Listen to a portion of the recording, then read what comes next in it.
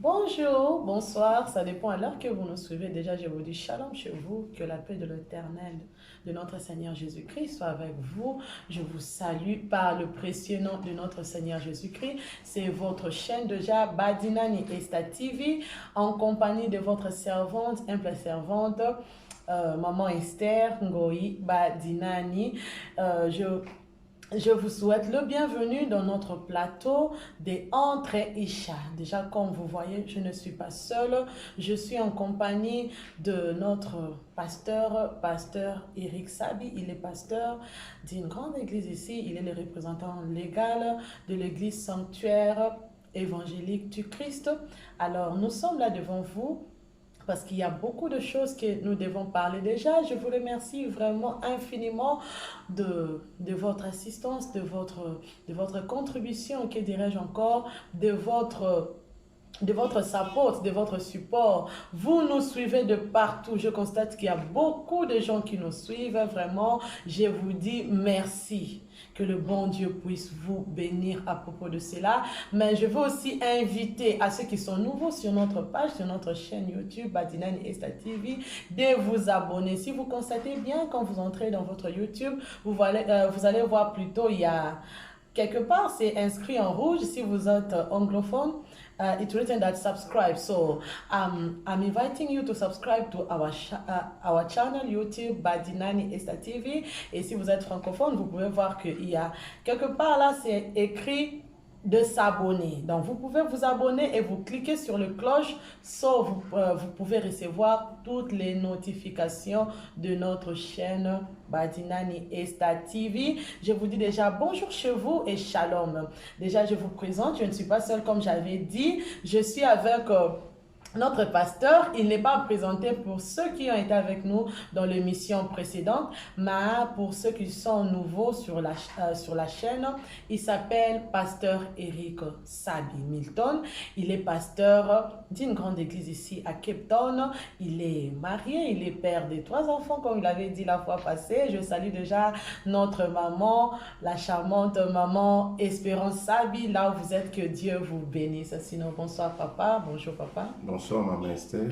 Yeah. Bonsoir à tous ceux-là qui nous suivent. Oui, comment vous allez? Vous allez bien, je pense. Christ est au contrôle, tout va bien par la grâce de Dieu. Ok, gloire au Seigneur. Déjà, la fois passée, on avait évoqué, c'était notre première émission dans notre chaîne Badinani Esta TV et sur notre plateau des Entre Isha. On avait un peu expliqué qu'est-ce que Isha, déjà pour ceux qui sont, si c'est la première fois pour vous de suivre notre émission Entre Isha, on parle de la femme. On parle de la femme, c'est d'une importance capitale de parler de la femme parce que comme la fois passée, notre premier aussi sujet, c'était sur la femme. Vraiment, on avait épinglé sur tout. On avait dit comment la femme a été faite par l'homme, parce que l'homme a été créé, mais Dieu nous a tirés de l'homme, si je ne me trompe pas, papa. C'est ça. Et puis, on avait aussi dit comment nous sommes là comme des aides. Nous sommes comme des aides.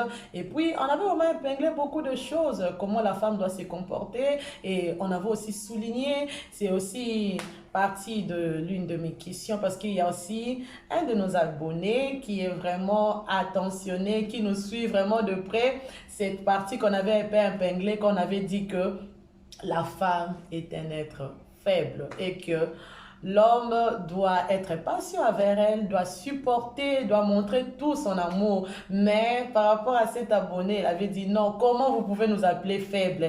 Vraiment, par rapport à cela, papa, je pense que nous devons un peu retourner en arrière pour un peu éclaircir ces points-là. La femme est un être faible. Merci beaucoup, Maman Esther. Merci aussi pour la sœur qui a soulevé cette question.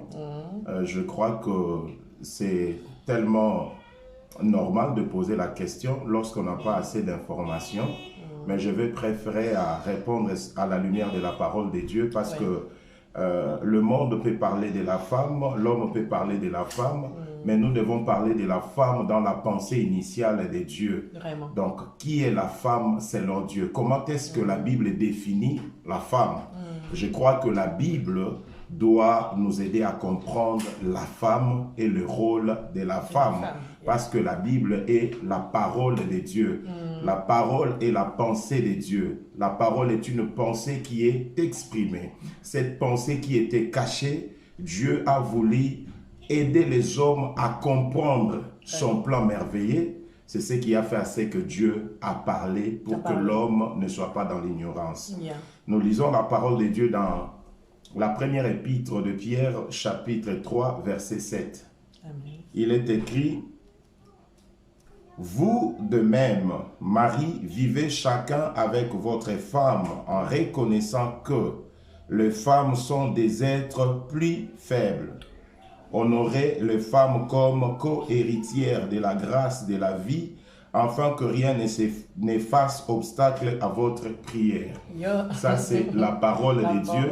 Je crois que c'est la version Scofield. Vraiment. Donc, je vais vous inviter à lire la parole en ce qui concerne la faiblesse de la femme. Vraiment. Nous devons comprendre une chose. L'émancipation de la femme ne la fait pas égale à l'homme. L'homme n'a pas été créé pour la femme, mais la femme a été faite pour l'homme. Et la Bible précise dans 1 Corinthiens chapitre 11 que la femme a été tirée de l'homme parce qu'il y avait un besoin. Vraiment. Donc, quand nous parlons de la faiblesse de la femme, ce n'est pas que nous sommes en train de minimiser la femme.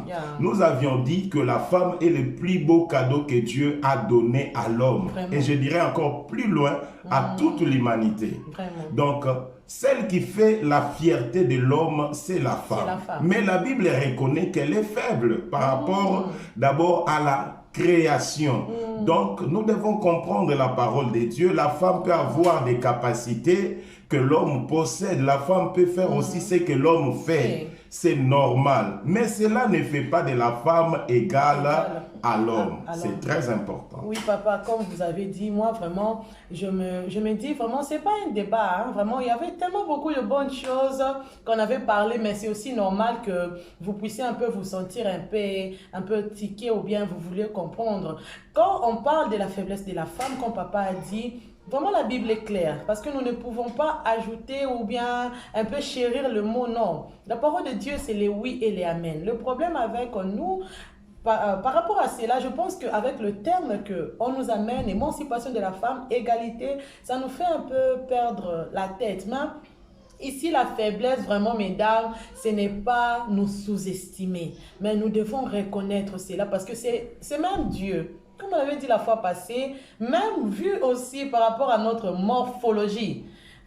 D'abord, c'est tout à fait différent. Et puis, mesdames, c'est un peu bizarre que nous voulons nous sentir plus forts. Oui, nous sommes forts. Fortes plutôt, excusez-moi. Personne ne peut te dire que tu es faible, non. Comme papa a dit, on ne sous-estime pas nos capacités, ni intellectuelles, ni de pensée, non. Mais selon la pensée de Dieu, il faut aussi faire penser, parce que Dieu demande au papa d'être compréhensif envers nous, parce que nous sommes faibles et il doit vraiment, papa c'est pas ça, il doit vraiment être patient envers nous et tout ça.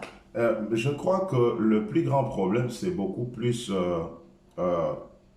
la modernité, la façon que la plupart des gouvernements définissent la femme.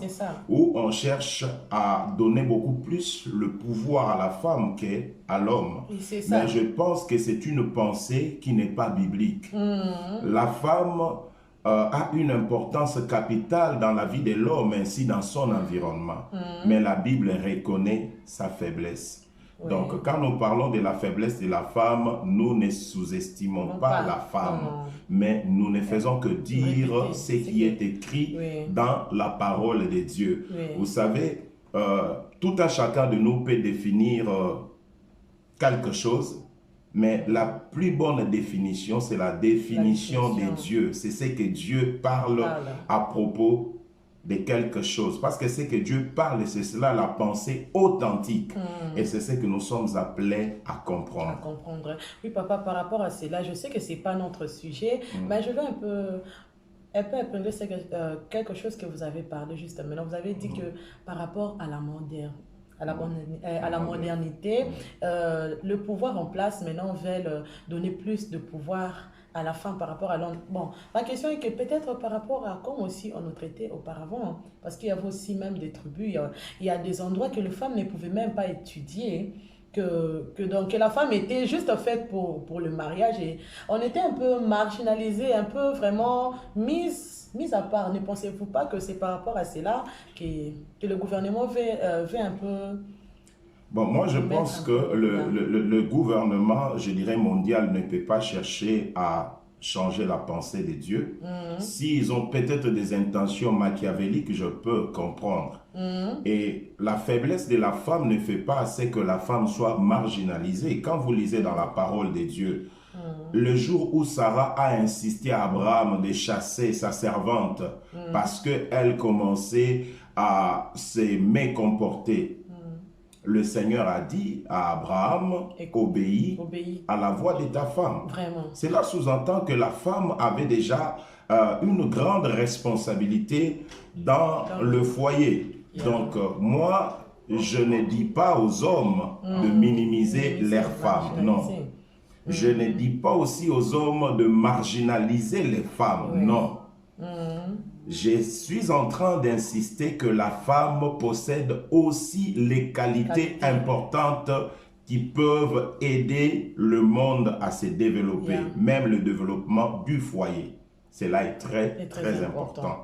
D'ailleurs, j'avais aussi souligné dans la science, on nous apprend que la femme a des capacités intellectuelles élevées par Mhm. rapport à l'homme. Ça fait partie Vraiment. de la nature. On Vraiment. reconnaît ce qui est bien et Mhm. on ne fait que définir la femme par Par rapport rapport. à la parole de Dieu et je crois que c'est clair. Vraiment, c'est vraiment très clair. C'est très clair. Je pense que, mesdames, ne nous sous-estimons pas et ne nous laissons pas tromper plutôt par le malin. Parce que le diable est un menteur. Il prend souvent la vérité, il essaie de déformer ça et il nous fait gober des choses. Donc, ce que la parole dit, c'est tellement clair que ne cherchons pas à vouloir se victimiser, à vouloir créer des histoires. C'est que aussi je comprends parce que papa dit que chacun doit garder sa ligne. Donc, chacun, les hommes ne doivent pas, plutôt comme la Bible dit, d'être patient avec les femmes, de considérer les femmes. Vraiment, notre pasteur n'a rien dit de choses un peu, de sous-estimer la femme ou bien de minimiser, non. Ici, le pasteur a juste expliqué ce que la pensée de Dieu. Et je pense que, mesdames, c'est une très bonne chose de demeurer dans la pensée de Dieu parce que toute chose qui est contraire à la parole de Dieu est un péché. Et quand le diable veut nous pousser à pécher indirectement, c'est déjà un danger pour nos femmes. Donc, c'était un peu ça. Je pense que notre sœur, là où elle est, je ne vais pas citer les noms, je tais les noms, mais je pense qu'aussi, peut-être beaucoup de nous aussi, beaucoup entre nous avaient ce genre de questions. Mais je pense que la question est tellement bien répondue et elle est claire. Sinon, papa, nous voulons passer à autre chose, mais avant que nous puissions passer à autre chose pour un peu respirer, pour que nos téléspectateurs puissent comprendre de qui il s'agit, j'aimerais que vous puissiez un peu parler de vous-même. Comment vous avez rencontré l'Éternel, comment vous avez commencé votre ministère, comment et tout ça. Comme ça, nous pouvons continuer avec notre thème de ce jour. Je bénis le Seigneur parce qu'il est merveilleux. Amen. Moi, le Seigneur m'a fait grâce de le rencontrer vers 1993. J'étais encore trop jeune, j'étais un pratiquant de taekwondo, de kickboxing comme tout jeune. Je vivais d'une manière désagréable à la loi des dieux. Je ne partais pas à l'église, je ne respectais pas les hommes des dieux. Et comme tout bon sportif, il fallait avoir un peu de gris-gris pour se défendre. On avait des bandes, des gangsters où on allait se battre et ça, c'était ma vie.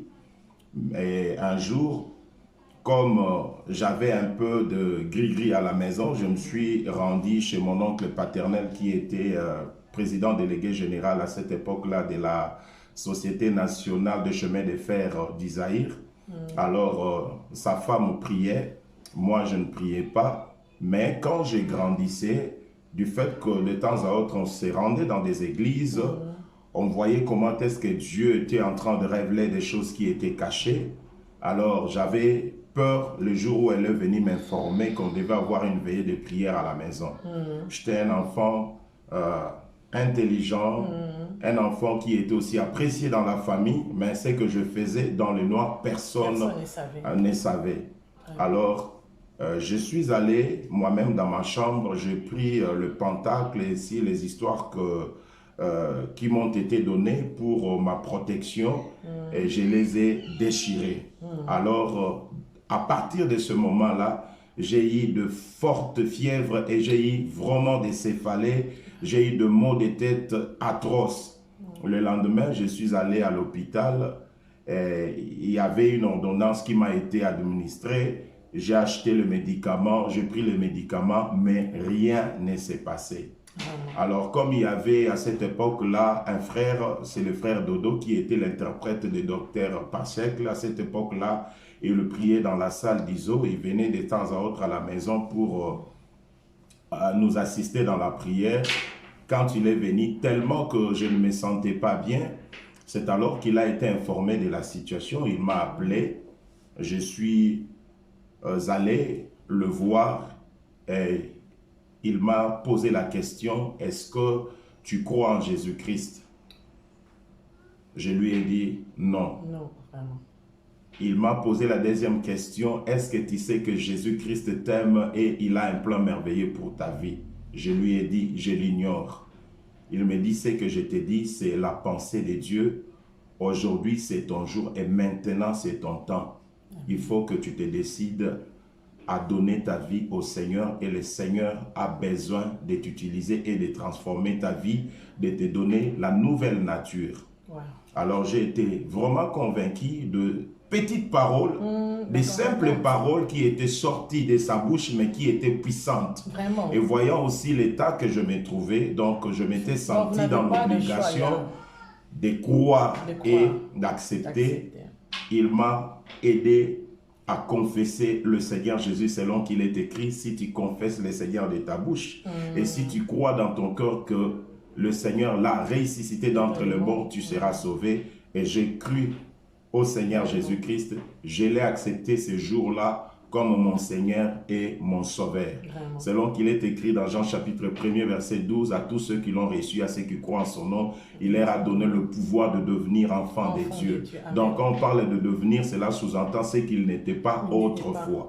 Donc j'ai cru à l'évangile et j'ai accepté de renoncer à la vie que j'avais autrefois. J'ai tout abandonné, j'avais même abandonné les arts martiaux que je pratiquais et j'ai donné ma vie au Seigneur. Vraiment. Alors, 4 ans après, le Seigneur m'a appelé au ministère. Vraiment. Donc, le Seigneur, pendant la prière, avait déjà commencé à parler par l'entremise de plusieurs personnes sur la mission qui m'a été conférée, sur le ministère qui m'a été donné. Alors, vers 96, le Seigneur va me parler de bouche à l'oreille. J'ai entendu la voix du Seigneur qui m'a appelé par mon nom. Vraiment. Et le Seigneur m'a dit, en ce qui concerne le ministère qu'il m'a appelé et l'œuvre que je devais faire. Alors, 3 ans après, je crois une année après, je crois vers 97, on a été envoyé comme des missionnaires, c'est-à-dire de pasteurs pour diriger plutôt l'une de nos cellules.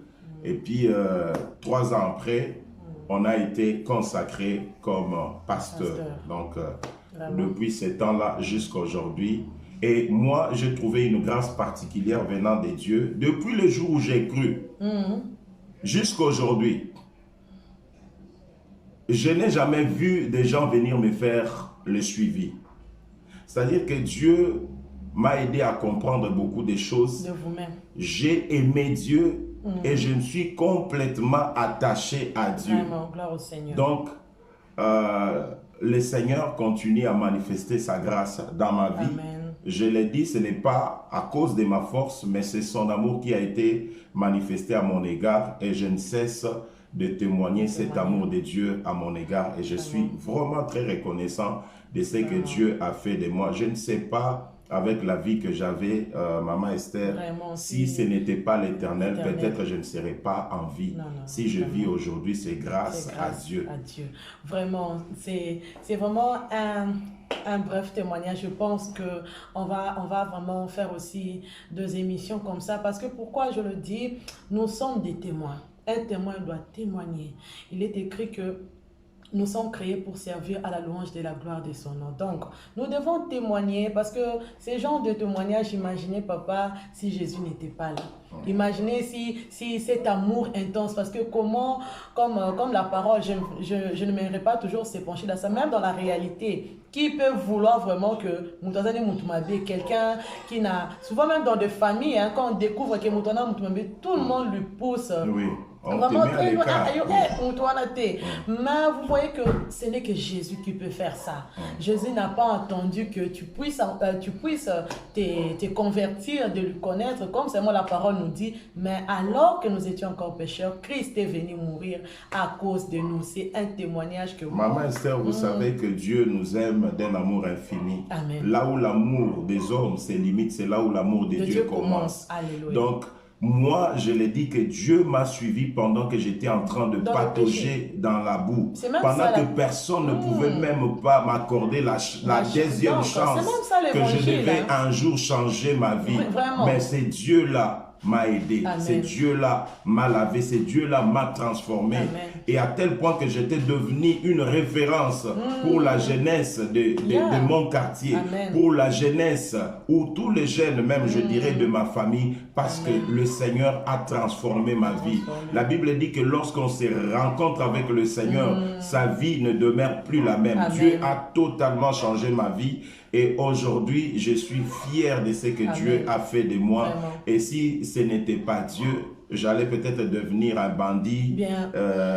Je ne sais même pas, sais même pas parce que je me souviens d'un vieux du quartier qui avait fait un voyage en Europe. Il m'a laissé pendant que j'étais en train de pratiquer les sports, j'étais en train de me conduire. Quand je vivais encore dans les désordres, ce vieux-là est allé en Europe avec cette pensée-là. 5 ans après, lorsqu'il est revenu, lorsqu'il m'a vu, il a dit non, Dieu est grand. Je ne pensais pas que tu devais un jour changer ta vie. Vraiment. Donc, ce qui est impossible aux hommes, cela est possible à Dieu. Vraiment, c'est vraiment un témoignage vraiment édifiant. Comme je vous avais dit dans notre premier interview, ou bien je peux appeler ça notre premier live ou bien émission, comme vous le voulez. J'avais dit que dans notre chaîne Badinani Esta TV, nous faisons l'effort que nous puissions nous tous être édifiés. Pourquoi j'avais dit ça? Parce que l'état de notre âme est vraiment important que l'état de notre corps. Pourquoi? C'est l'âme qui doit être édifiée. Et dans ces temps de la fin, nous avons besoin de ces genres de témoignages. J'ai fait ces petits témoignages, vraiment, je l'ai fait exprès, ou bien c'est le Saint-Esprit qui m'a poussé à faire pour vous inviter. Vous qui nous suivez, vous qui n'avez pas encore reçu le Seigneur Jésus-Christ en tant que votre Seigneur et Sauveur, il est là, il est les bras ouverts en train de vous attendre. Il vous suffit juste de vous connecter, il vous suffit juste de l'accepter. Il est disposé, il ne regarde pas votre état, il est là, il est prêt de vous accepter et de faire de vous quelque chose, quelqu'un d'autre, ou bien de faire avec vous quelque chose de particulier, comme nous voyons aujourd'hui avec notre papa, et nous en bénéficions. C'était un peu une autre parenthèse pour que vous puissiez aussi comprendre de qui il s'agit. Nous sommes avec nous, nous avons plutôt avec nous un homme de Dieu, un homme qui a été appelé, donc il connaît de quoi nous parlons. Déjà, je vous annonce notre thème d'aujourd'hui. Je pense que vous n'avez pas été boring avec tout ce qu'on a parlé. C'était intéressant, c'était pour notre âme, c'est important. Déjà, notre thème d'aujourd'hui, nous voulons parler sur les mariages. Oui, nous voulons parler sur le mariage, parce que si nous constatons que quand notre Dieu a créé l'homme, après avoir créé l'homme, il a créé Isha, il a créé la femme.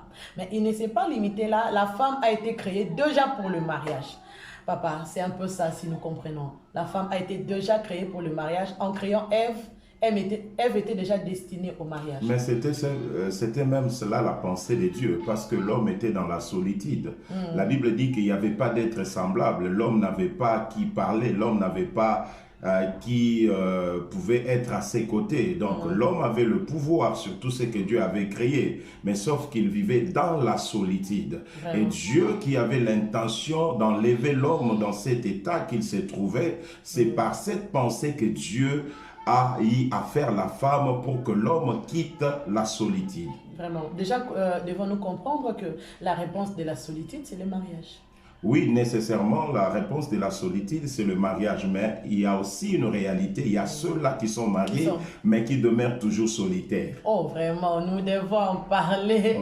Je pense qu'il y a à boire, il y a à manger, il y a beaucoup de choses dans ces sujets. Déjà, comme je vous ai annoncé, il y a date.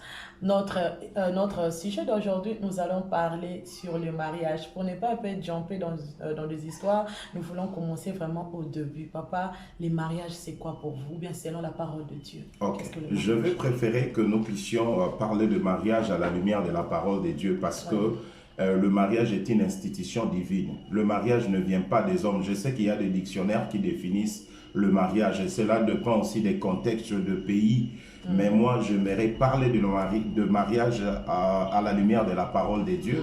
Le mariage, en réalité, c'est un engagement de deux personnes de sexe opposé qui décident de marcher ensemble et de partager le même destin. C'est ça, le mariage.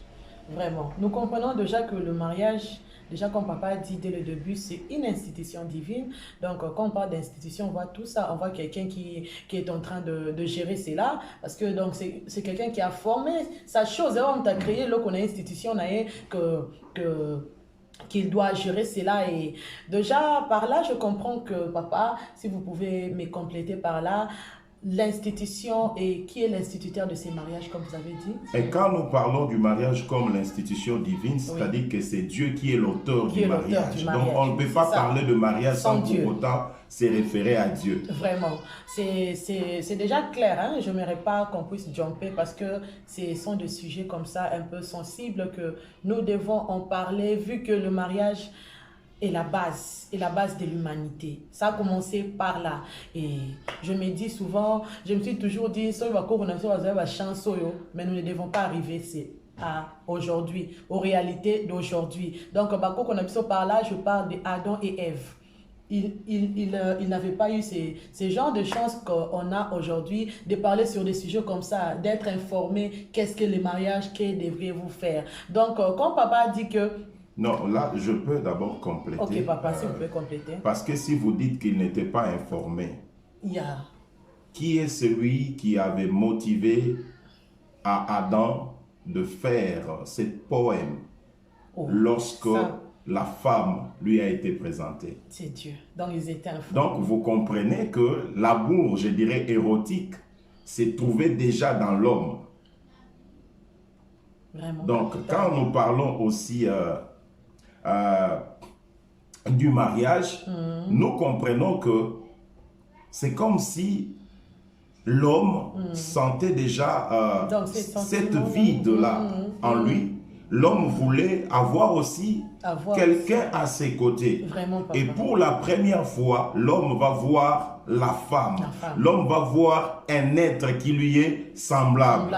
Mais sauf que un être qui avait aussi un sexe qui était différent de son sexe. Vraiment. Et il y a eu cette attirance. Vraiment. Donc l'homme est allé vers la femme pour prononcer le parole d'amour.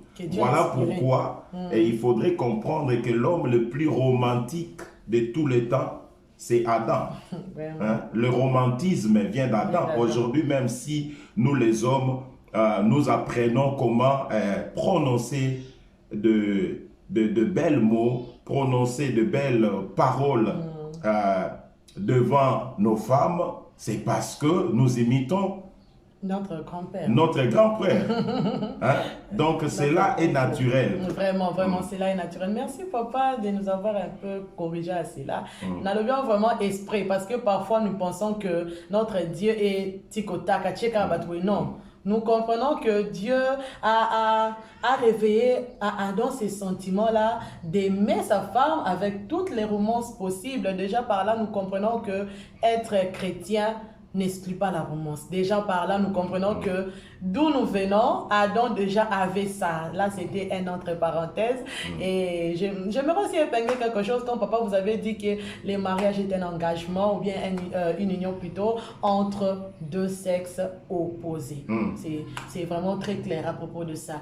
Et que pensez-vous de cette modernisation qui nous amène de mariage homosexuels. Il y a des homosexuels, des transgènes, tout ça, toutes ces histoires-là. Parce que nous devons en parler. Que pensez-vous de cela? Je pense que c'est une pensée purement diabolique. Parce que ici, à la lumière de la parole de Dieu, le premier mariage a été célébré par Dieu lui-même, où nous voyons l'homme qui s'est trouvé devant la femme, et c'est Dieu qui a occasionné cela, et c'est Dieu qui va amener la femme vers l'homme. Donc, dans la pensée de Dieu, il n'y a pas de mariage, je dirais, homosexuel. Il y a le mariage que nous sommes en train de parler des deux sexes opposés. Et c'est cela la volonté de Dieu. Parce que même s'il faudrait faire des recherches appropriées en ce qui concerne le mariage, je dirais, homosexuel, vous retrouverez qu'il y a plusieurs problèmes, et c'est ceux-là qui s'engagent dans de pareils mariages ne sont jamais heureux. Ils font un effort, un semblant d'être heureux, mais en réalité, ils ne le sont pas. Vraiment, papa, moi je m'aimerais un peu, ce n'est pas notre sujet, parce que je sais que Jésus-Christ, son but, comme la parole de Dieu dit que le Fils de l'homme n'est pas venu pour juger le monde, au contraire, il est venu pour racheter tout le monde. Peut-être il y a aussi quelqu'un par hasard, il est dans ces cas-là et il se retrouve devant notre émission entre Isha, comme nous sommes là pour édifier. J'aimerais un peu qu'on puisse comprendre ça. D'où vient oui, c'est le diable, mais le diable est un esprit. Mais d'où vient ces mariages-là un peu diaboliques que les humains sont en train de contrarier de ces jours? Moi, je crois qu'à la lumière de la parole de Dieu, si Dieu a eu la pensée de détruire Sodome et Gomorrhe, c'est là où ces pratiques ont commencé. Vraiment. Quand vous allez lire, lorsque les deux anges sont venus visiter Lot, la Bible dit qu'il y avait des gens qui sont venus pour demander à Lot que nous avons vu des étrangers qui sont venus dans ta maison, nous avons besoin d'eux. Et Lot qui comprenait, il a dit non, j'ai mes filles qui sont vierges, je peux vous les donner. Ils ont dit non, nous voulons ces hommes-là. Donc, vous comprenez, même aujourd'hui, quand nous parlons de la sodomie, cela est tiré de Sodome. Donc, nous trouvons que c'est une réalité biblique. Et c'est cela qui a aussi fait assez que l'Éternel Dieu puisse s'irriter et de détruire ce pays à cause de ses péchés. Alors, mon exhortation est que Christ n'est pas venu pour perdre, mais il est venu pour sauver. Amen. Si tu te retrouves dans cette condition, je te dis que le Seigneur t'aime tel que tu es, donne ta vie à Jésus et le Seigneur sait ce qu'il peut faire de ta vie. Il est capable de transformer ta vie. Amen. Il est capable de te faire une nouvelle créature. Il est capable de te pardonner, même si tu trouves que tu es tellement enfoncé où personne ne peut te récupérer. Je te dis une chose, que la main de Dieu est capable de te récupérer là où tu es. Il suffit seulement que tu croies et que tu acceptes de donner ta vie à Jésus-Christ. Christ est prêt à te pardonner et à faire de toi un fils du royaume. Amen. Revenez à Jésus, il est là pour vous. Gloire au Seigneur. C'était une autre parenthèse, on ne parle pas de cela, et je pense que c'est important parce que tous nous sommes créés à l'image de Dieu et tous ont le droit plutôt d'être sauvés. Comme Jésus est venu pour tout le monde, alors si vous avez écouté cet appel au salut, ne retenez pas votre cœur. Jésus vous aime, nous vous aimons parce que vous êtes nos frères, vous êtes nos sœurs, mais c'est cette abomination qui est mauvaise. Et revenez à Jésus, il est là à bras ouverts. Déjà, Nous allons un peu fermer cette parenthèse pour parler du mariage. Papa, le mariage, il y a beaucoup de choses qui se passent. Nous voulons toujours rentrer au début parce que nous parlons de entre Isha et on ne peut pas parler de Isha sans Adam. Vu qu'en hébreu, Adam c'est Isha, si je ne me trompe pas. Adam c'est Ish. Il y a et Isha. Isha veut dire vraiment, celle qui a été tirée des Ish. Les Ish, vraiment. J'aimerais seulement que nous puissions rentrer de cela. D'abord, dites-nous le premier mariage, selon vous, c'est seulement une question de curiosité. C'était un mariage réussi? Bon, le premier mariage n'était pas un mariage réussi parce que l'homme et la femme n'ont pas suivi ou obéi d'une manière scrupuleuse à la loi de l'Éternel Dieu. C'est ce qui a causé les chaos. Vraiment. Donc, c'est un peu ça la lumière de la parole de Dieu. Donc, il y avait des choses qu'ils n'avaient pas maîtrisées. Et c'est ce qui les a conduits aussi à s'écarter de la volonté de Dieu. À s'écarter, ok. Papa, j'aimerais comprendre, quand on rentre toujours au début, qu'est-ce qu'il faut pour qu'on parle de mariage? Il faut seulement un homme et une femme. Qu'est-ce qui s'est passé au début pour que ces mariages-là puissent être finis ou bien puissent être accomplis selon la parole de Dieu, sûrement? Maman Esther, quand nous lisons la parole de Dieu, nous trouvons que la Bible nous montre que Dieu est omnipotent, c'est-à-dire il a une puissance suprême. Il peut tout faire. Amen. Donc Dieu avait le pouvoir de créer la femme, parce qu'il y a une expression qu'on utilise en latin, on appelle ça ex nihilo, ex, hein? C'est-à-dire qu'à partir de rien, quand on parle de ex nihilo, on parle sur à partir de rien, Dieu a créé le ciel. C'est-à-dire que Dieu pouvait créer la femme sans pour autant la faire. Vraiment. Quand j'ai expliqué la fois passée, j'ai dit que la femme a été faite, pourquoi? Parce qu'elle a été tirée à partir d'une matière qui existait déjà. Donc, nous voyons la pensée de Dieu en ce qui concerne le mariage, c'est que l'homme devait payer le prix pour avoir la femme. C'est pour cela Adam a payé l'une de ses côtes pour avoir Ève. Donc, dans la pensée de Dieu, on ne peut parler du mariage si seulement si l'homme s'acquitte de la dot. De la dot, vraiment. C'est-à-dire l'homme paye ce qui lui est demandé. C'est alors que l'homme peut prendre la femme et habiter avec elle. C'est ça la pensée de Dieu.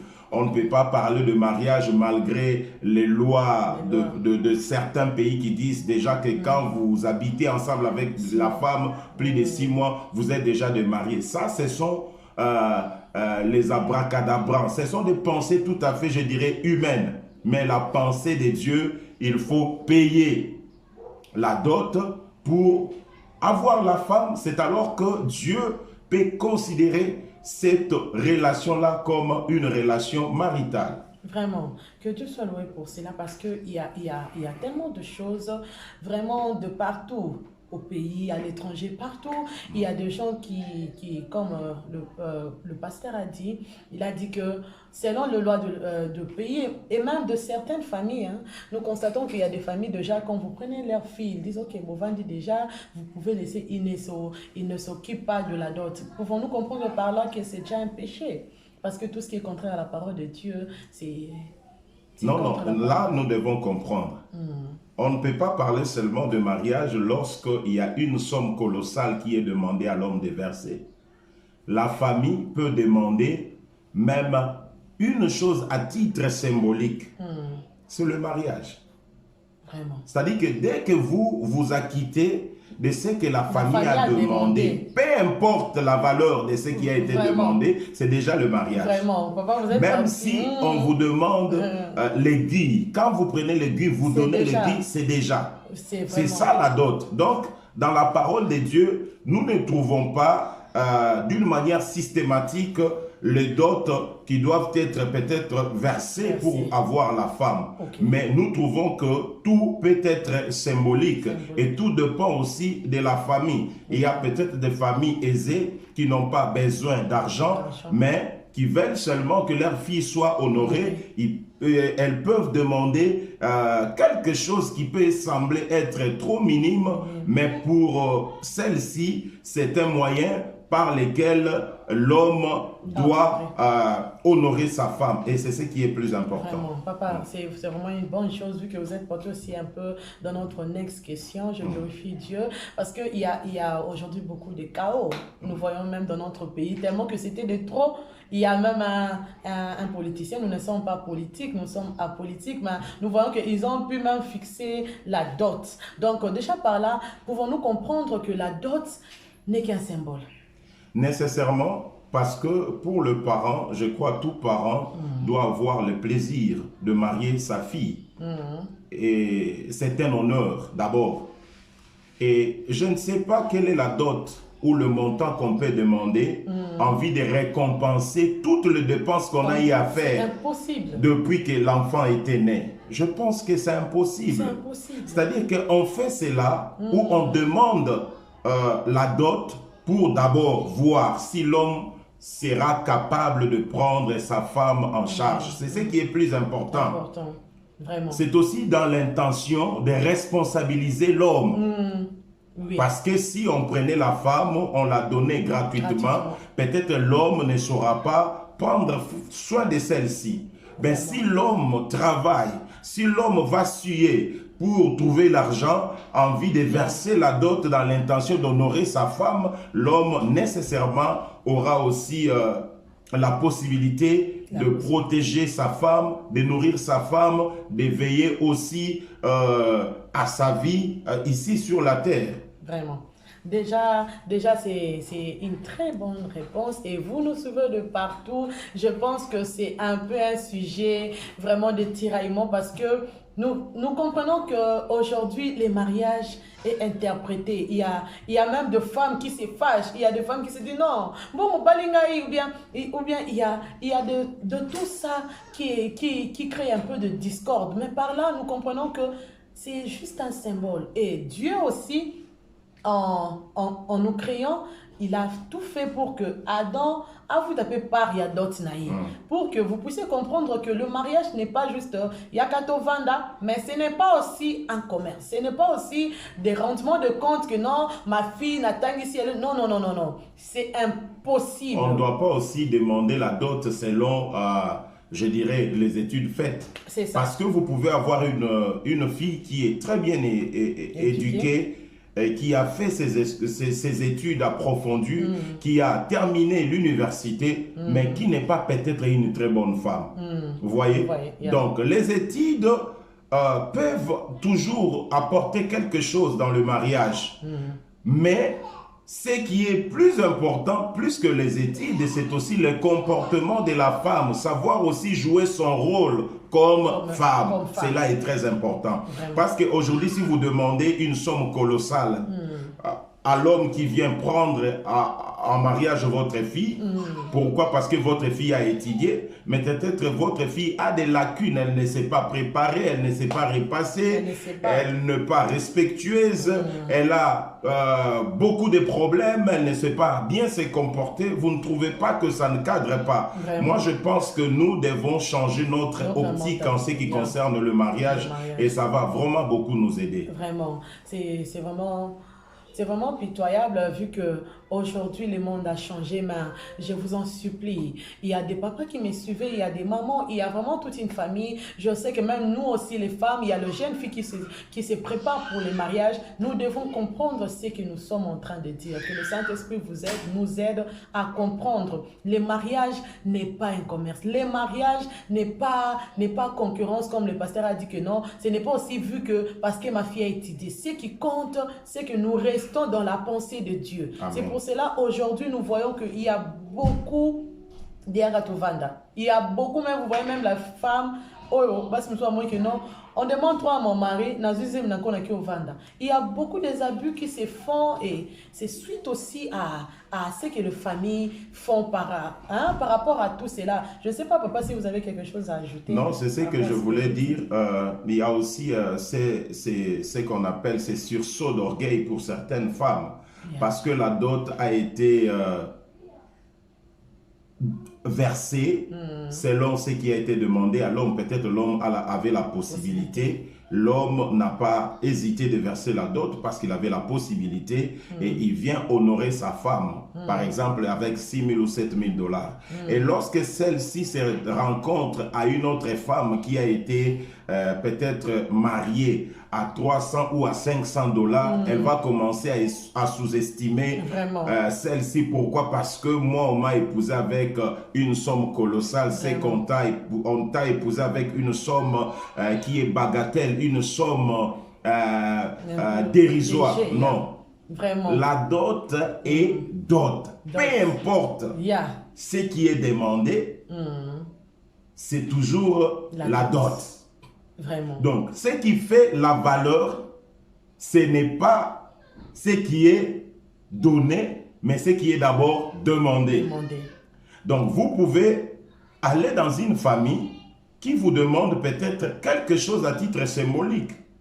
Et quand vous venez verser cela, la famille est heureuse d'avoir reçu ce qui a été demandé. Et de tout leur cœur, ils vont donner leur fille en mariage. Et c'est ce qui est plus important. Vraiment. Papa, par rapport à ce que vous dites déjà, que dites-vous de familles qui exagèrent? Qui, comme on avait dit auparavant, ils disent que non, ma fille a étudié et tout ça.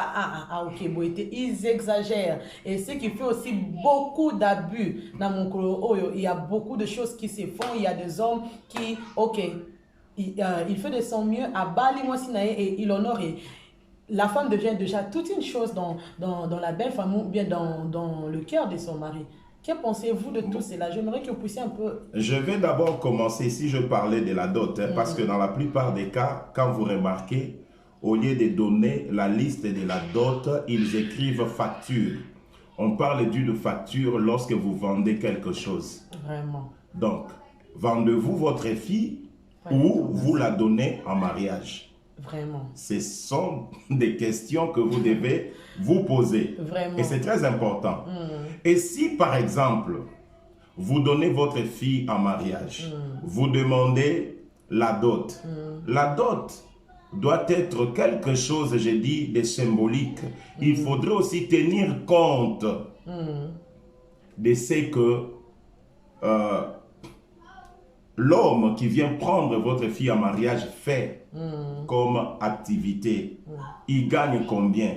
La position aussi qu'il occupe dans la société. Vraiment. Parce qu'aujourd'hui, il y a beaucoup de couples qui commencent leur vie de couple avec plusieurs difficultés. Pourquoi? Parce qu'ils ont tellement dépensé tout ce qu'ils possédaient. Et certains couples même commencent leur vie avec des dettes. Vraiment. Dès le premier mois, ils commencent déjà à aller quémander. Et ce sont des choses que nous sommes appelés à éviter. Vraiment. Donc, moi, je crois que ce que les parents doivent faire, c'est de valoriser leur fille. Valoriser leur fille ne dit pas demander des sommes colossales. Mais faites un effort de faire marier vos filles sans pour autant demander beaucoup d'argent, de manière à ce que lorsqu'elles vont se trouver sous leur toit conjugal, qu'elles puissent vivre d'une manière aisée. Et c'est ce qui est plus important. Je vais donner un exemple ici en Afrique du Sud. Vous trouvez l'homme et la femme qui habitent par exemple ensemble pendant 15 ans, qui ne se marient pas. Ils ont des enfants. Les enfants grandissent, mais ils continuent toujours à s'appeler non, this is my boyfriend, this is my girlfriend. Pourquoi? Parce qu'ils ne sont pas mariés. Nous, les francophones, de fois, même si l'on n'est pas marié, on ne veut pas donner cette impression-là aux gens. Nous faisons toujours un effort de dire c'est ma femme, même si tu n'as pas versé la dot. C'est seulement essayer de colorer la chose. Mais les anglophones ne sont pas comme ça. Maintenant, s'il faut aller demander combien est-ce qu'ils demandent la dot, je vous dis, c'est tellement cher. Donc, vous demandez une dot qui est extrêmement chère, que l'homme est incapable de payer, mais en même temps, vous permettez à ce qu'ils puissent habiter ensemble. Ça n'a pas de sens. Vous exigez une dot qui est tellement colossale, à tel point que l'homme est incapable de l'honorer, et il vient engrosser peut-être votre fille. Vous ne trouvez pas que Déjà, ce sont des abus. ce sont des abus et ce sont des choses que nous ne devons pas encourager. Moi, je vais exhorter aux parents, faites un effort de revoir certaines choses. Donc, en réalité, nous aurons toujours besoin d'être assistés par nos gendres. Nous aurons toujours besoin d'être assistés par nos enfants. Alors, nous devons leur donner le temps de commencer une vie meilleure pour qu'ils puissent émerger. Et c'est très important. Vraiment, que Dieu soit loué. Et nous allons passer par là parce que nous avons été larges. Aujourd'hui, je me suis dit, on doit être large pour parce que c'est un sujet vraiment, vraiment très capital. Parce que c'est la base de la famille. Et nous devons comprendre à cela. Et nous allons passer par là, mais nous ne pouvons pas passer par là parce que nous parlons trop de la dot. Devons-nous comprendre que le mariage, quand on parle de mariage, on ne voit que le mariage coutumier, comme on dit chez nous. Le beau, là, ou bien la dot, comme on parle dans d'autres... Ici, je suis d'abord dans la Bible. Lorsqu'on est dans la Bible, nous définissons les choses dans les contextes bibliques. Le mariage commence lorsque l'homme verse la dot à la belle famille. L'homme a déjà le pouvoir sur sa femme. Maintenant, pour celui qui prie, il peut désirer la bénédiction de Dieu. Or, la bénédiction de Dieu, ce n'est pas le mariage religieux. Vraiment. Parce que dans ma Bible, je ne l'ai jamais trouvé. Et je ne sais pas si le mariage religieux existe dans d'autres Bibles.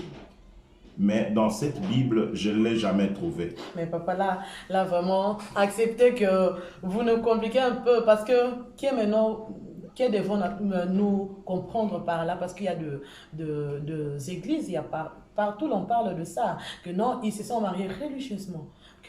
Ce sont des expressions des hommes. Nous devons d'abord comprendre que le mariage religieux vient du catholicisme. Aujourd'hui, ce n'est pas biblique. Même le problème de parrain. Et as-tu lu la Bible où on parle de parrain? Je n'ai vraiment jamais lu ici au Sodobandi Abraham. D'abord, Adam et Ève, parrain d'Abraham, c'était Dieu. Voilà pourquoi et tout ça. Je vais vous expliquer. Vous savez, le prêtre catholique ont fait le vœu de célibat. Du fait qu'ils sont célibataires, ils ne connaissent pas la vie conjugale.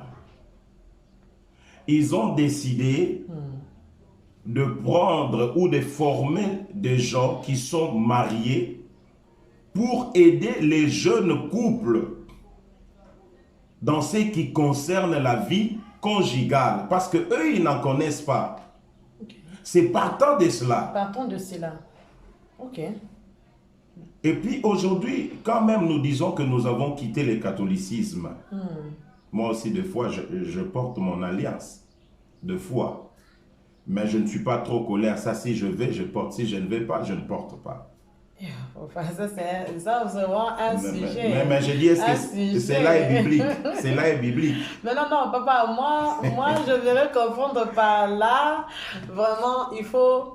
Moi, j'ai compris. Et je pense que mes abonnés, il y a de ceux-là qui ont compris, mais il y a des gens que je ne mairie pas. Je viens maintenant, je veux parler sur le mariage religieux. Le mariage religieux n'est pas biblique. Vraiment. Mais ceux qui sont mariés ont besoin de la bénédiction de Dieu. D'accord.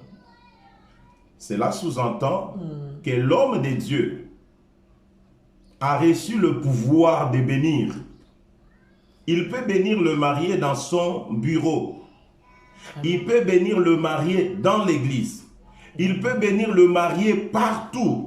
Parce que ce n'est pas un cadre, je dirais, spécifique ou un cadre géographique qui confère à l'homme de Dieu le pouvoir de bénir. C'est plus l'autorité qu'il a reçue de Dieu. Et c'est très important.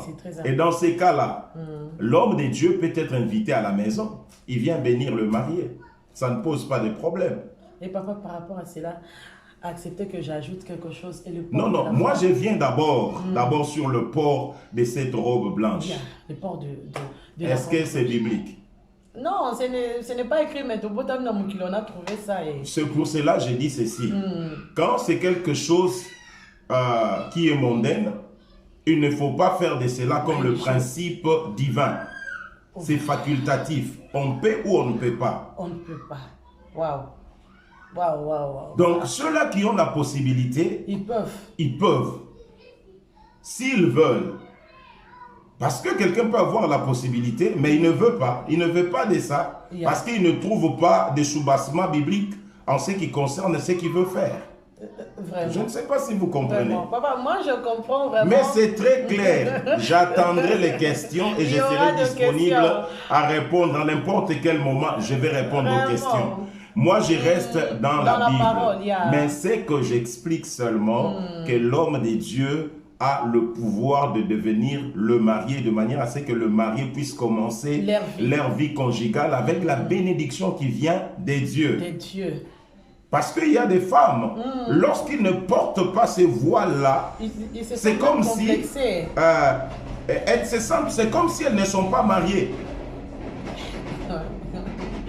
Vraiment, papa. Une femme dont la dot a été versée, mais c'est parce que le mariage n'a pas été légalisé, elle va se sous-estimer. Par rapport à quoi? Voilà pourquoi quand vous allez même à l'officier de l'état civil, pour la légalisation, c'est-à-dire donner le mariage un caractère juridique. Pour donner le caractère juridique, ça doit d'abord exister. Donc le mariage existe et puis là-bas on va vous poser la question si vous aviez d'abord versé la dot. Et qu'il y ait de témoins. Oui, qu'il y ait de témoins qui vont affirmer devant l'officier de l'état civil que la dot a été versée.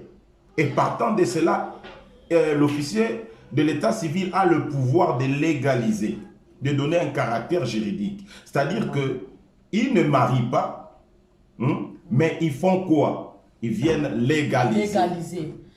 C'est comme aussi ce que les gens appellent le mariage religieux. C'est la bénédiction, c'est-à-dire ils viennent que bénir. Or, si la bénédiction dépend de celui que Dieu a oint, mais moi je pense que la bénédiction ne dépend pas de la tenue vestimentaire de ceux qui sont mariés. Vraiment, c'est ça, on se sent un peu des erreurs et c'est pour cela vraiment j'avais fait ça un peu exprès. Je me suis dit, je sais que l'émission c'est entre Isha, mais avant que j'invite les femmes, avant que nous puissions parler entre nous, nous devons aller à la source. Nous devons savoir ces histoires. Et je vous signale déjà, papa, notre pasteur Eric Sabi, c'est un théologien de formation. Il sait de quoi il parle. La preuve que nous parlons sur la Bible. Donc, nous devons arrêter avec ces abus. Moi, j'appelle ça des abus parce que c'est contraire à la parole de Dieu. Tous ces termes que nous utilisons quotidiennement, à tout moment. Et mesdames, ne vous sentez pas complexées. La fois passée, dans notre émission du but, je sais que déjà je m'excuse par rapport à cela. Il y avait un peu un problème avec le son, vu qu'il y avait beaucoup de vent. On avait parlé de ces complexes-là. Ne vous sentez pas complexés, comme notre pasteur nous a vraiment expliqué. Le port de la voile, c'est mondain.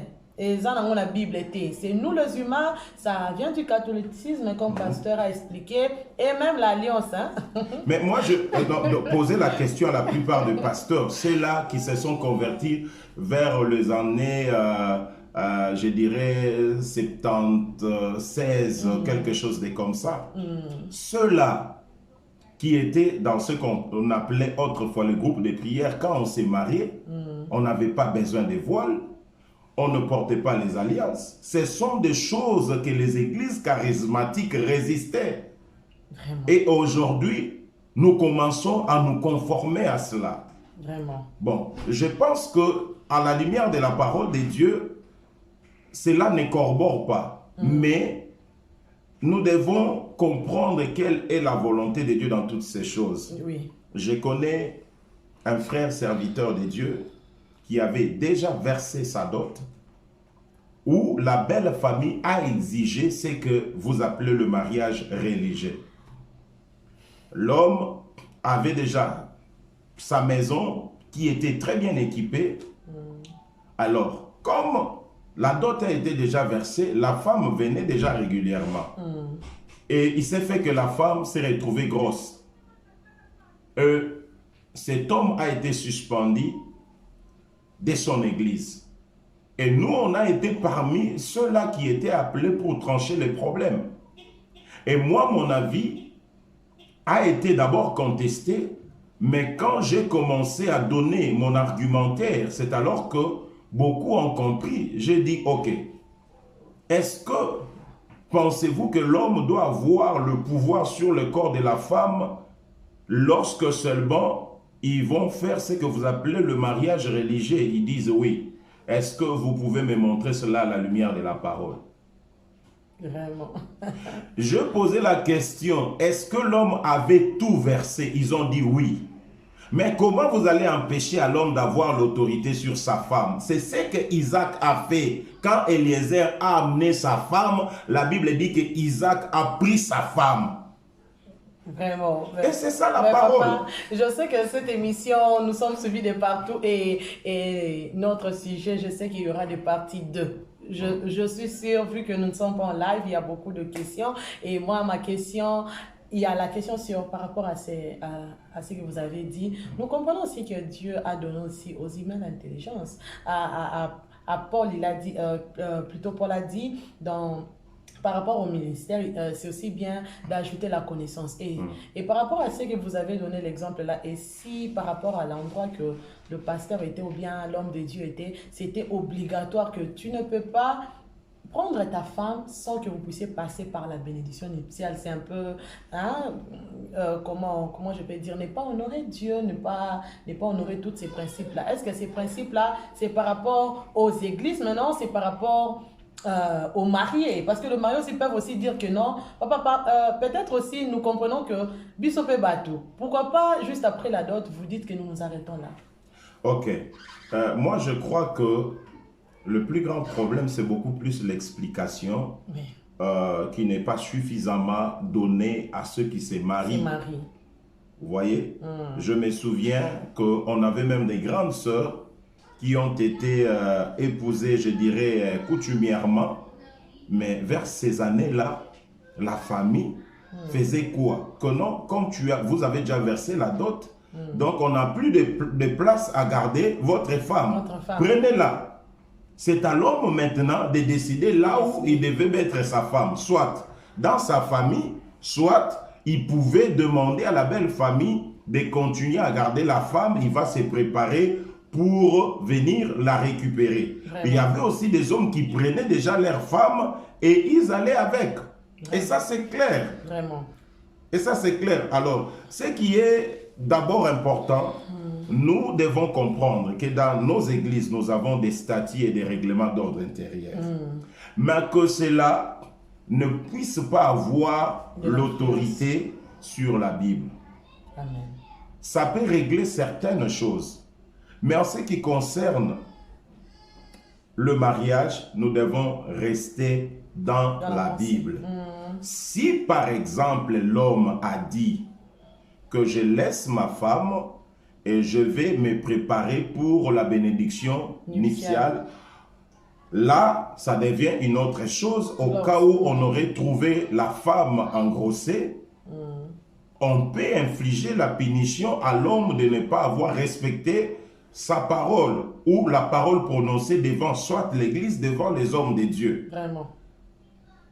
Mais si c'est une imposition, là, ça n'a pas de place. Déjà, à partir de cette émission, nous devons, il y a des choses que nous devons connaître et il y a des choses que, oui, la parole de Dieu, c'est le oui et amen. Nous ne devons pas accepter des histoires qui nous font bon aux oreilles, mais nous devons accepter les histoires qui nourrissent notre âme. C'est ce qui est le plus important. Déjà, nous allons fermer cette parenthèse rapidement pour que nous puissions comprendre que ce n'est pas une obligation, la bénédiction déjà nuptiale. Ça doit être un free talk, comment je peux le dire en français, donc de façon délibérée, de façon non que vous puissiez forcer quelqu'un et le marier. Nous ne devons pas être influencés, restons dans la pensée de Dieu. Surtout, j'ai insisté, lorsque l'homme et la femme consentent après le versement des dots d'aller habiter ensemble, ne les empêchez pas. Mais s'ils trouvent que verset que nous appelons le mariage religieux,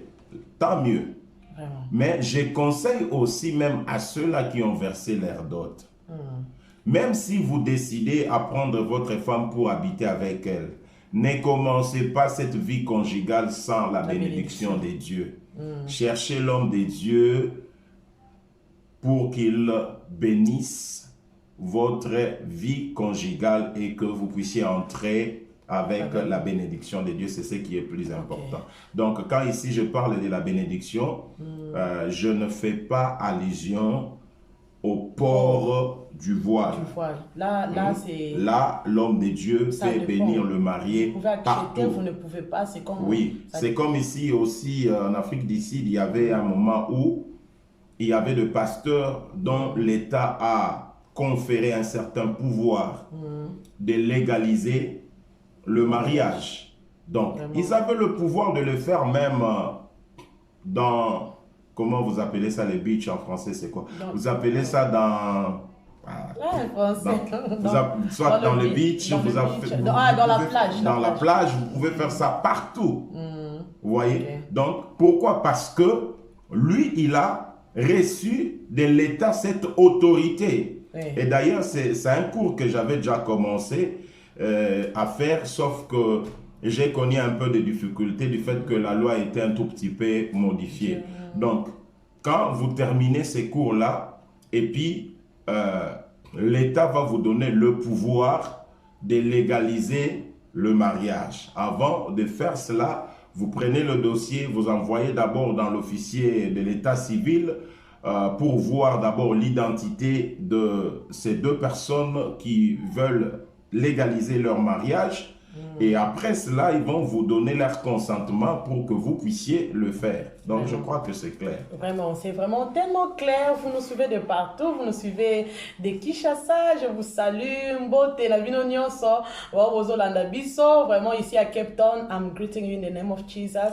May my Lord bless you. And je sais que vous êtes connectés. Vous nous suivez de l'Europe. Nous vous saluons. Vous nous suivez vraiment de toute l'Afrique. Nous vous saluons vraiment. Je sais que le mariage est un sujet vraiment vaste, mais pour l'instant, nous avons voulu comprendre et ne confondons pas, ne nous laissons pas tromper par l'ennemi. C'est vraiment tellement clair à la lumière de la parole de Dieu. Sinon, nous sommes ouverts, Badinani Esta TV. Je vous signale déjà notre chaîne.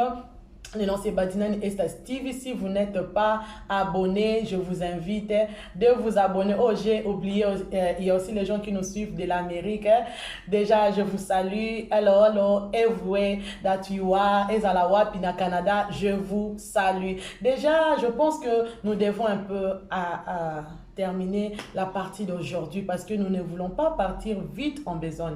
Parce qu'il y a déjà des questions par rapport à cela et je suis sûre qu'il y aura la partie B de cette émission. Mais je n'aimerais pas finir cette partie comme c'est comme une introduction vu que nous expliquons déjà qu'est-ce que le mariage et je pense que vous avez compris, notre interlocuteur était tellement clair, notre pasteur, notre invité plutôt était tellement clair à tout cela. Vos questions sont ouvertes, vos questions sont plutôt le bienvenu. Vous êtes ouverts à nous demander à tout moment et je vais écrire, il y a le numéro qui s'écrit déjà, je vous présente mes excuses vu qu'il y a un peu d'erreurs techniques, mais je vais faire mon effort après cette émission de vous passer mon numéro de téléphone, de WhatsApp. So, vous pouvez envoyez vos questions par rapport à cette petite introduction et je vous signale déjà prochainement nous allons parler sur tout ce qui compose le mariage. Pasteur, je ne sais pas si vous pouvez juste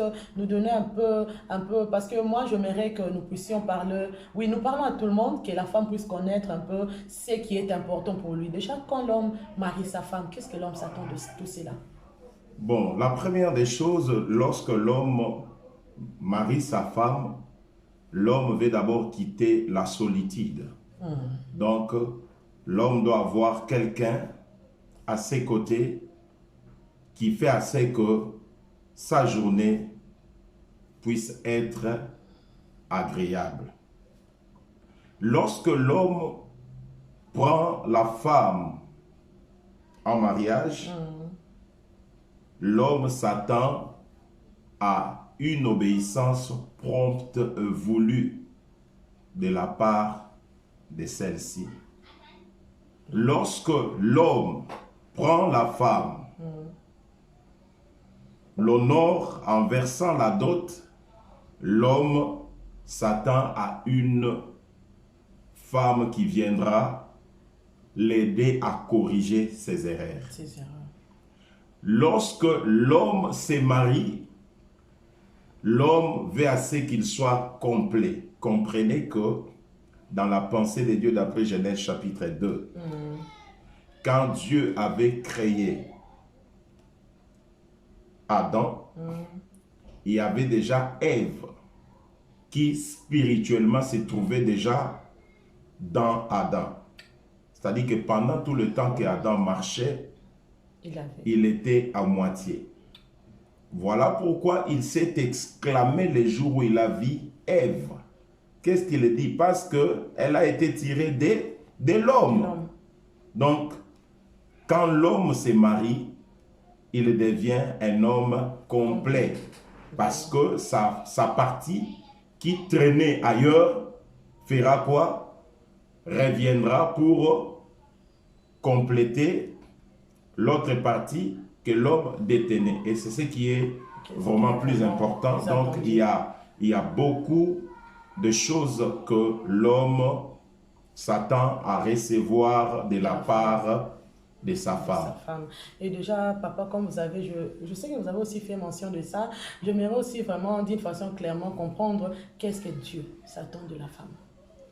Et ce que Dieu attend de la femme... Par rapport à son mari d'abord. Par rapport à son mari, c'est d'abord l'obéissance.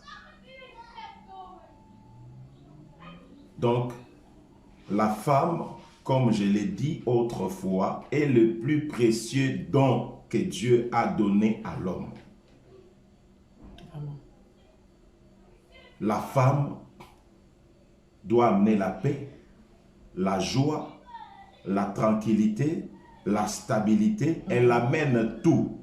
Je n'ai jamais vu ou je n'ai jamais lu dans la parole de Dieu où la Bible dit que celui qui épouse, celui qui prend un homme en mariage trouve le bonheur. Mais la Bible dit que celui qui trouve une femme trouve le bonheur. Ce qui veut dire que dans la femme, il y a le bonheur. Vraiment. Mais pas n'importe quelle femme, mais seulement la femme vertueuse. Où on trouve le bonheur. C'est vraiment ça, papa, c'est ça.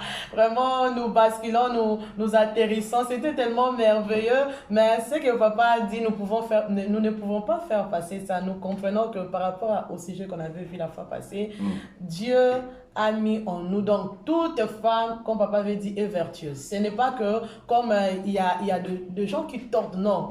Dieu s'attend que nous puissions être vertueuses. Toute femme doit être porteuse de la bénédiction, porteuse du bonheur. Ça, c'est la pensée de Dieu. Toutes. Oh, mesdames. Mais si vous êtes hors de la volonté de Dieu, c'est difficile d'avoir le bonheur là. Le bonheur là, d'abord, c'est le cœur qui connaît le Seigneur. Vraiment, vraiment, vraiment.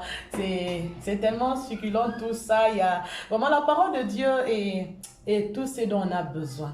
Tout ce dont on a besoin. Et nous, les femmes, nous devons comprendre que, maman, nous sommes le bonheur. Tout ça va bonheur. Vouloir ou pas, il y a des femmes qui se sous-estiment. Il y a des femmes aussi qui la société a mis de choses. Il y a des femmes aussi qui sont, non par leur vouloir, mais qui sont mal éduquées, qui sont mal informées. Et le mariage pour eux, c'est comme un placement. Après le mariage, on honore et tout bandi ring, tout bandi bitumba, mutuna mutu, et puis il y a des femmes, hein. Moi j'ai déjà entendu une femme qui disait mais c'est diabolique. Vraiment, il y a tellement de choses, papa. Je pense qu'il y aura la partie B.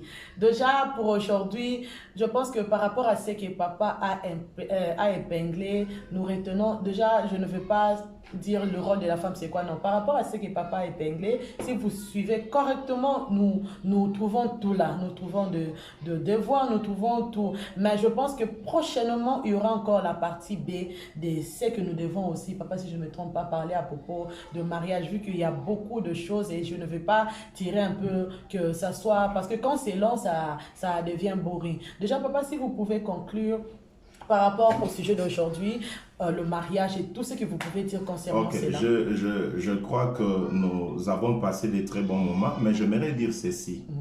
Il est vrai que l'émission parle plus de la femme, mais il est aussi important à la femme de connaître le rôle de l'homme. Parce qu'il y a des hommes qui se sont mariés sans pour autant connaître leur rôle. Vraiment. Et ça pose problème.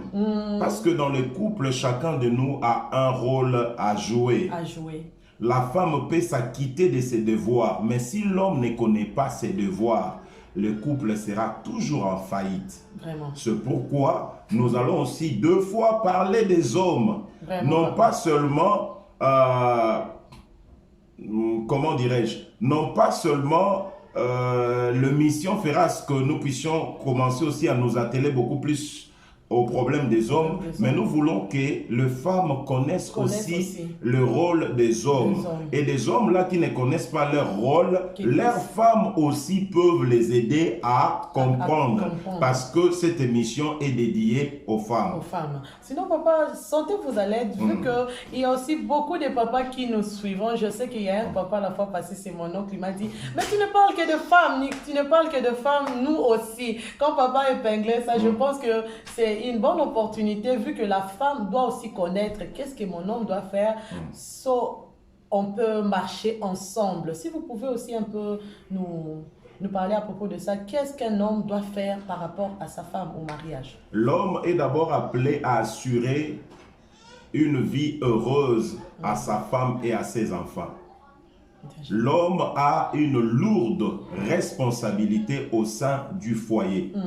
C'est lui qui est le visionnaire du foyer. L'homme doit préparer l'avenir merveilleux de son foyer ainsi de ses enfants. C'est l'homme qui doit être le manager de toutes choses. C'est lui qui apprend à planifier toutes choses à temps.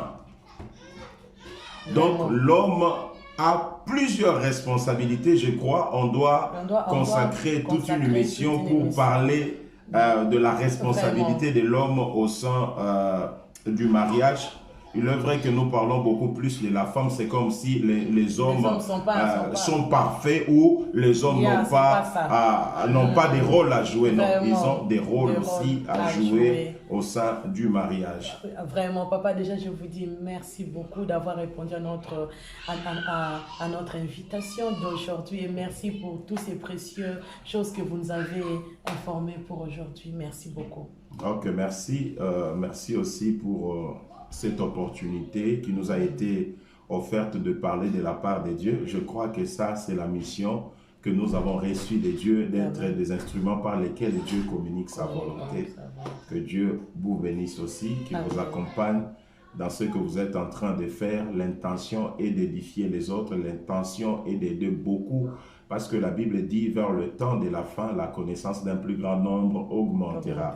Comment pouvons-nous savoir que nous sommes au temps de la fin? Dans Acte 2, nous voyons que le Saint-Esprit est descendu. L'apôtre Pierre va sortir pour dire à ceux qui pensaient qu'ils étaient ivres qu'en ces jours s'accomplit la prophétie du prophète Joël, dans Joël 2, où Dieu avait dit dans les derniers jours, je répandrai de mon esprit sur toute chair. Amen. Donc nous comprenons que nous sommes au temps de la fin.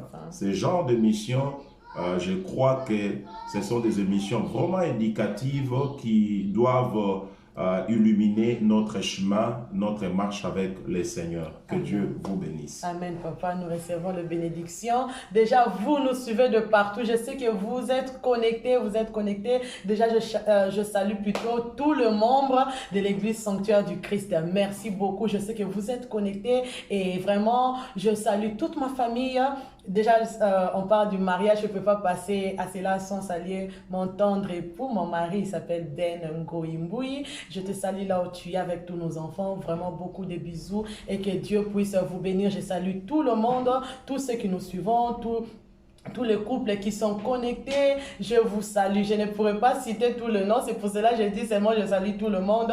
Sinon, merci beaucoup pour nous avoir suivis. Je vous exhorte une fois de plus à suivre notre chaîne Badinani Esta TV. Imaginez ce genre d'édification, c'est important pour vous. C'est pour cela que vous devez suivre ça et je vous exhorte plus partager cette émission parce que je sais qu'il y a des gens qui ont besoin d'écouter ça. Quand Dieu parle, il y a un but précis, un but à attendre, à atteindre plutôt. Donc, partagez cette émission, ne conservez pas ça seulement à vous, c'est que le monde doit être informé. Partagez cela, aimez et surtout abonnez-vous. Abonnez-vous à notre chaîne YouTube Badinani Esta TV. Déjà, je vous prends congé et je vous promets qu'il y aura vraiment encore de bonnes choses prochainement. Sinon, restez connectés et savourez cette émission. Déjà, je vous dis bye bye, que Dieu vous bénisse. Amen.